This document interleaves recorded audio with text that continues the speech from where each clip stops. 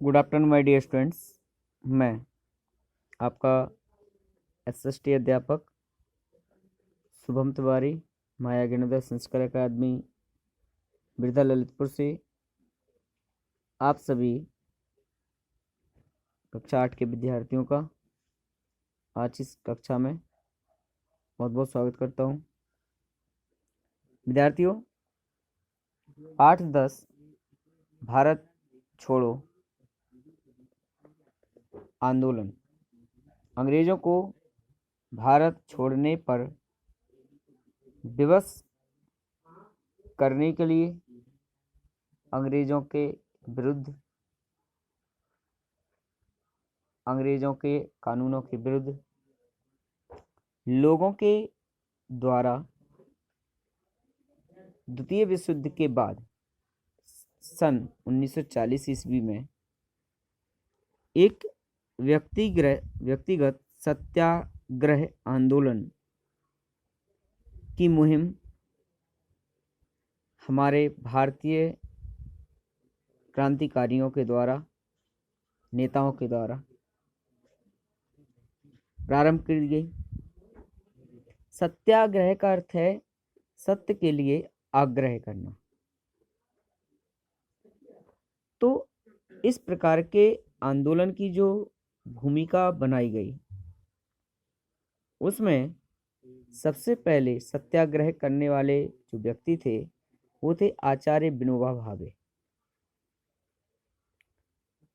आचार्य विनोबा भावे के साथ साथ अन्य नेताओं ने भी इस आंदोलन में भाग लिया, जिसमें चक्रवर्ती राजगोपालाचारी, पंडित जवाहरलाल नेहरू, सरदार वल्लभ भाई पटेल, मौलाना अबुल कलाम आजाद, महात्मा गांधी आदि विभिन्न नेताओं ने इस आंदोलन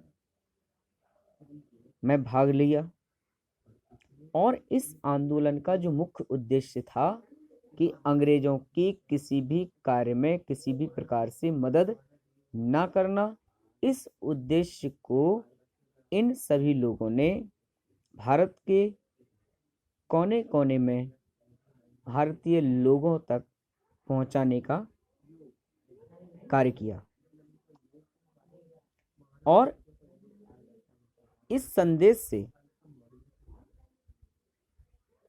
अंग्रेजों को यह स्पष्ट कर दिया कि हम सभी का जो लक्ष्य है वो है पूर्ण स्वराज्य की मांग, पूर्ण स्वराज्य का हमारा अधिकार हमें वापस देना। और इस अधिवेशन, इस आंदोलन से सभी लोगों ने इस स्थिति को स्पष्ट कर दिया कि अब हम अपनी स्वतंत्रता, स्वाधीनता के लिए और अधिक समय तक इंतजार नहीं कर सकते। अर्थात अंग्रेजों को सीधी सीधी यह चेतावनी दे दी गई कि यदि आप हमें हमारा पूर्ण स्वतंत्र राष्ट्र जल्द से जल्द नहीं लौटाएंगे तो हम भारतीय लोग अपनी स्वाधीनता प्राप्ति के लिए कुछ भी कर सकते हैं। इस आंदोलन के बाद 8 अगस्त 1942 ईस्वी में एक और प्रमुख आंदोलन महान क्रांतिकारी लोगों द्वारा, कांग्रेसी भारतीय राष्ट्रीय कांग्रेस के नेताओं द्वारा और भारतीय लोगों के द्वारा चलाया गया, भारत छोड़ो आंदोलन 1942। 8 अगस्त 1942 ईस्वी को मुंबई में कांग्रेस का एक विशेष अधिवेशन बुलाया गया, एक विशेष सभा बुलाई गई। उस सभा में कांग्रेस ने एक प्रस्ताव द्वारा अंग्रेजों से भारत छोड़ने के लिए कहा। साथ ही साथ यह भी इस पर लिखा कि यदि अंग्रेज इस पर सहमत नहीं होते हैं तो फिर हम भारतीयों को करो या मरो की भावना से एक आंदोलन करना पड़ेगा और हम किसी भी हद तक जाकर अपनी स्वाधीनता प्राप्त करने के लिए फिर पीछे नहीं हटेंगे।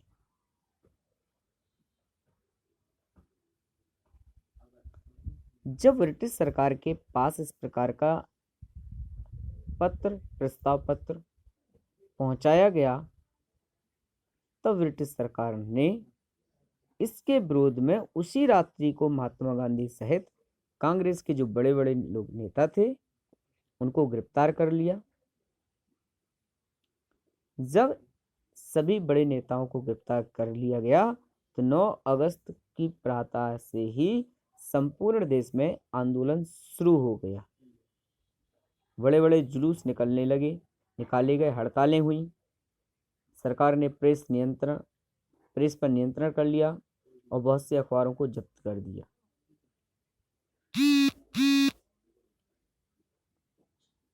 सरकार की इस गिरफ्तारी में कुछ स्थानीय स्तर के नेता बच गए। ये नेता अपने अपने क्षेत्र में सरकार विरोधी गतिविधियों में जुट गए। ग्रामीण क्षेत्रों में जैसे जैसे समाचार लोगों को प्राप्त हुआ, भारत छोड़ो आंदोलन से लोग जुड़ते चले गए।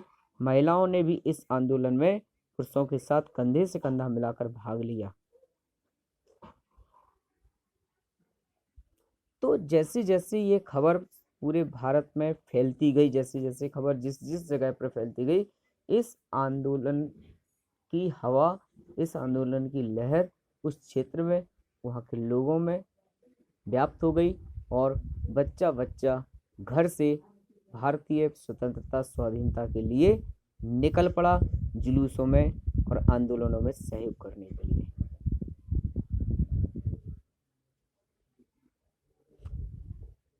कुछ स्थानों पर लोगों की भीड़ ने पुलिस थानों, डाकघरों, कचहरी, रेलवे स्टेशन और अन्य सरकारी संस्थाओं पर हमला बोल दिया, जिससे कि उन्हें नुकसान पहुंचा।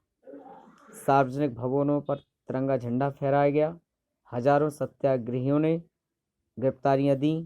छात्र विद्यालय छोड़कर आंदोलन में कूद पड़े।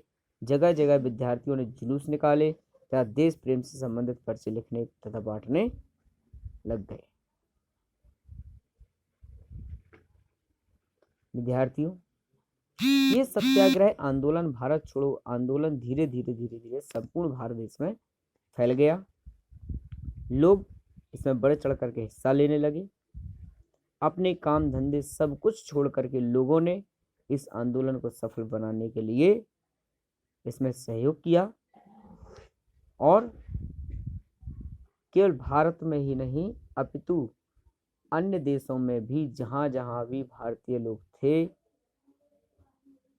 जिनके मन में देश प्रेम की भावना थी, उन्होंने उस देश में भी स्वतंत्रता प्राप्ति के लिए लोगों को एकत्रित कर अपनी अपनी फौजें बनाई, लोगों को इकट्ठा किया और वहीं पर भी आंदोलन भी किए और भारत लौट करके आकर के सहयोग किया। विद्यार्थियों, इस दौरान जो विभिन्न प्रकार की गतिविधियां, घटनाएं घटी, उन पर चर्चा करने के लिए कल फिर पुनः उपस्थित होंगे। तब तक आप सभी के लिए हमारी ओर से आज की इस कक्षा में जुड़ने के लिए बहुत बहुत धन्यवाद, शुभकामनाएं, बहुत बहुत शुक्रिया।